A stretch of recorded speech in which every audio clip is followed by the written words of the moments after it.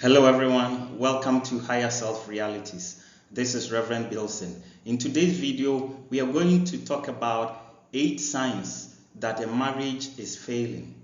No one wants to be in love and later fall out of it. It's not the most ideal thing we aspire to. And yet, things happen in life, things don't always work out. One thing I've noticed is that sometimes when couples are struggling, they wait until things become too toxic and their relationship become just too bad to rescue before they start looking for answers and getting help. So my hope is that by discussing these 8 signs that your marriage is failing, more people, especially those who are married, would notice these signs and take proactive measures, take early steps to help resolve any marriage issue so they can enjoy marriage better instead of waiting for things to get out of hand. It is easier to help a marriage when problems start emerging than to wait for those problems to evolve. Okay, so let's now go through those 8 signs that a marriage is failing. The first one here is you begin to notice a dwindling in passion or sexual interest. Normally, what you find is that this dwindling or decline in passion for one another is not because of maybe an illness or a health condition. Sometimes things happen in life. Maybe someone suffers an accident or has a disease condition, a health condition, or maybe some kind of impairment which limits their ability to really be in the game, so to speak. We are not talking about that. We are talking about situations where there's nothing wrong. It's just the fact that the mutual interest in the marriage is really dwindling and it is withering very fast. Okay, so this is an early sign of trouble. And when you notice that the passion for one another or even sexual interest is no longer present or it is minimally present, it's a red flag. It's a sign you need to pay attention, because if you are truly with someone you care about deeply, there will be some passion. No matter how long you live with one another, you're still going to wake up every day feeling some passion. Of course, there might be days where you are just off. Those are exceptions. But as a rule, you naturally feel connected to the individual. So watch out for this. The second point is that you are beginning to avoid each other. Okay, that's one of the most powerful telltale signs that a marriage is beginning to crumble. Okay, when the couples, husband and wife, are beginning to hide from each other, playing some kind of a cat and mouse game, and you notice a pattern where they are beginning to look for excuses to stay away from home. And when that happens, they don't look forward to going home. Think about home. Home is where you feel safe. That's where you feel the happiest. That's where you feel protected. That's where you feel connected. That's where what you identify as your roots. When you no longer look forward to going home, let's say after a long day at work or on a business or some other kind, if the home no longer feels like a home to you, that is a big warning sign that your marriage is probably failing. Do something about it early on when you notice this, if you really care about mending things and helping the relationship to recover. The third point is that you are now researching the pros and cons of divorce. You find yourself Googling things about articles, videos, and postings online about divorce. So divorce is now entering the equation. You are now beginning to think about it. You are even considering it. It hasn't gotten serious yet. You haven't contacted any divorce attorneys yet, but you are already even thinking about it. And the fact that divorce is now even on your mind should tell you that your marriage is actually failing. It's on the brink of failure. Okay, and another sign here related to what I just mentioned is that it's as if you are beginning to plan your exit strategy. Again, it's early days, so you haven't taken any major decision yet. In fact, probably you are doing all of this in your mind. But if you find yourself actually researching and thinking about divorce, something is really wrong, okay, and you need to help get help to save the marriage if your purpose is to save it. If you think you've done everything in life that's possible and divorce is your only way out, of course it's better to get a divorce than to stay in an abusive or a bad relationship that is so toxic that it puts your very life and your health at risk. But under normal circumstances, problems are everywhere. No relationship is perfect. My point is that if you find that these thoughts are beginning to occur to you, get help, okay? Because there's a reason you married this person. There must be a reason, okay? Get help early on before things get out of hand. The fourth point is that you are now wondering if marrying your husband, your wife, was a mistake. You are beginning to second guess your decision to marry this person, and you are wondering if you made a poor choice here. Okay? Did you make a bad judgment in bringing this person into your life?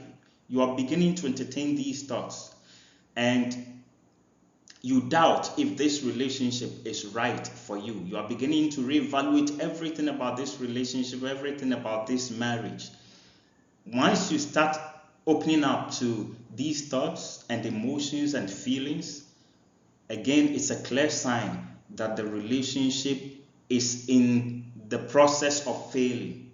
My point again is, if you notice this is happening, get help. Talk to a marriage counselor, a therapist, talk to your spouse, be open about it, that this is what is happening. Look for the missing link. If you can't resolve it, get external help. And when you've done everything possible and it just won't work, of course, then you take the next steps. But watch out. If you are beginning to wonder if you marry the right person, it's a sign that your marriage is actually failing. The next point here is that you are actually flirting, you are actively flirting, or you are even allowing others to flirt with you and it doesn't bother you. As a married person in a monogamous, exclusive relationship, it's not the right thing to do. It's ill-advised to actually encourage or entertain flirting. Whether it's you doing it or others doing it to you, you can't stop people from flirting with you. People do that.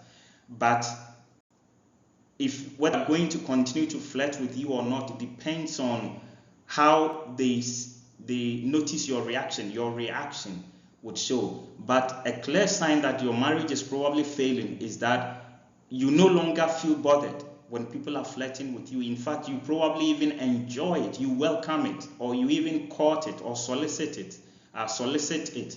If that is happening, it's a bad sign for the marriage.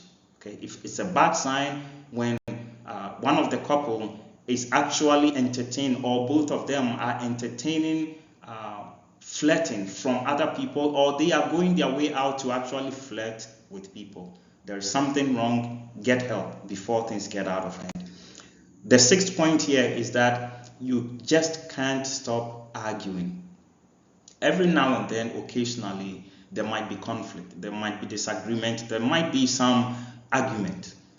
It happens in all relationships, not just in marriages. But when you notice that argumentation is becoming the norm in your conversations, in your relationship, you've got a problem. You got to get help. You need help. Either you both will sit together and work things out, whether through prayer or through whatever means that you are both comfortable with, or you will get help from an outsider, maybe your pastor, maybe a professional therapist, or whoever, because it's a bad sign when an argumentation is becoming the trademark of your relationship, and not a day goes by without the both of you actually arguing intensely, vehemently about something. And in general, you might also notice that everyone seems to be on edge for some reason. Get help if your intention is to continue on with this marriage. The seventh point is that you are now beginning to keep secrets from each other. Okay? While before you were very transparent and honest with each other, and you even admitted to things that obviously were probably even humiliating or embarrassing to admit because you were comfortable with each other, you now begin to sense a developing or a growing distance between the both of you when it comes to mutual trust. Okay, and you are beginning to feel like you are more like roomies than a couple, like roommates. Okay, and there is some sense of suspicion in the air. You both can't point out exactly what it is, but you can tell that you just don't trust each other again, which leads to awkward conversations. When when a couple starts keeping secrets from each other, and this is beginning to become a pattern, you should notice that the marriage is on the brink of failure. You don't have to wait for things to get out of hand. Get help early on. Again, if your intention is to heal the relationship. And finally, you are trashing your spouse. This is a clear sign that your marriage is in a bad situation when the person you love is now the subject of ridicule and you are exposing embarrassing things about your spouse to your friends, to relatives, to anyone who would listen to you. It's a bad place to be. It's a sign that something has gone terribly wrong when you're actually trashing or bad mouthing the person you love, the person you vowed to be with for all of your life. Okay, you are doing it to their face, and worse still, you are doing it behind their back. And you come home, you see them and pretend that all is okay, when in fact you are ruining their reputation and you are betraying their trust. Because in a relationship, you tend to confide in your lover about things that are even too sensitive to share with other people, or probably too embarrassing if other people knew. But because of trust, you open up and you share. And if the other person is now going behind your back and exposing your dirty laundry to people, that's a really bad sign that the marriage is on the brink of failure. If your intention, I keep repeating that because there's always a condition. Some people just don't want to stay in the relationship anymore. They are only planning their exit strategy. But if your intention is to help save your relationship, then you need to know that when you find yourself trashing your spouse, or your spouse is doing that to you, you both are at a very bad place and you both need help as soon as possible. This will bring us to the end of today's presentation, the 8 signs that a marriage is failing. I hope today's presentation has been of benefit to you. If you have gained any benefit or value from today's presentation, I appreciate it, and let us know in the feedback during your comments in the comment section. Let us hear from you. Give us a like, and above all, subscribe if you haven't done so already. And be sure to share this content with other people, because I'm sure some people might enjoy what we have just discussed. Thank you again for your continual viewership, and I look forward to seeing you shortly. Stay blessed. This is Reverend Bilson, and thank you for watching today. Bye.